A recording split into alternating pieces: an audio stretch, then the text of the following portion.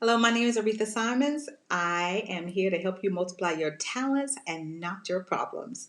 Listen, I've been a grant writer for 15 years, helping people with their federal grants, local grants, and a grant reviewer on the local, federal, and state for HUD, United Way, the City of Orlando. But I started out doing 501c3s. I started my own nonprofit, then I wrote a book, The Best Guide for Nonprofit Corporations. I've had a chance to speak on stage for Bishop T.D. Jakes, speaking to thousands of people 3 years in a row. So I've done thousands of 501c3s, and I get questions from churches all the time. Do we need our 501c3?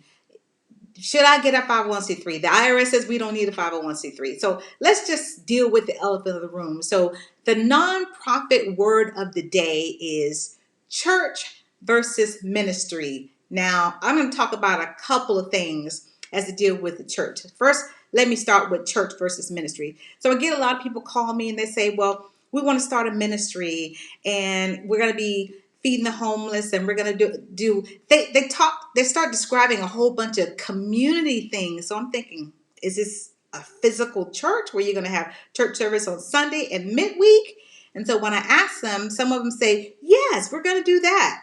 And so, okay, well then that's a church. A church is defined by the IRS as someone who has, or organization who has church on either on the Sabbath or Saturday or Sunday, and then a midweek service, and you're preaching or teaching the gospel or whatever you're teaching, the Quran, whatever. So that's classified as a church. But now some churches don't use the name church on their name anymore. They use the word ministry. That ministry word started coming around about 10, 15 years ago. You start hearing that a lot. So some churches are called, like I'm just going to say, Aretha Simons Worship Center Ministries. So some people use the word ministry. So I always got to dig and dig and dig and ask them whether they are a ministry that's community related or they are a church which does religious services. So now the question, do churches need a 501c3?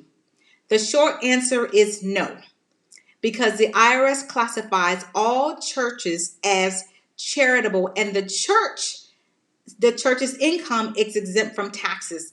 The tithes and offerings is exempt from taxes. Now, you do have to pay employment taxes. So the church has to pay employment taxes just like any other business, because it is a business. And I keep telling people, all charities, all nonprofits, you are a business. So you have to, understand that. Now then, people say, well, then why should I get a 501c3? I'm going to tell you my reason, because if I give you a check for $10,000, I may need that tax write-off, and I can't write it off. Even though the church is exempt, the church is tax exempt, but the church is not 501c3 unless they apply for the federal tax exempt status. So I cannot write it off of my taxes if the church does not have 501c3. Now, some people don't care. I mean, there was a time I didn't care, but there was a time I started caring when I started giving more. So it's very important to know whether if you want to get a 501c3. Again, if you're a pastor who's listening today, you don't have to file for the 501c3. Now, let me say this. Certain states, it depends on where you live. If you are a church, you must have the 501c3 in order to even have services in the building. And all of my people in all those states like New York, you know what I'm talking about. There are some states who are very strict and they want you to have the 501c3. So you have to find out what the state requirements are first, because that's where you're going to incorporate first on the state level. And then the federal level, again, the IRS is saying church is exempt from taxes. So churches do not pay federal income tax on the income that they get, which are through tithes and offerings, donations. But the donors who give, your members, they may want to write it off on their taxes. And guess what? If you don't have the 501c3, you are missing out on donations that you could get from corporations. I could tell you some stories. Oh my God. I could tell you some stories of how some churches did miss out on the tax benefits of getting a large donation because they didn't have that 501c3. So you decide.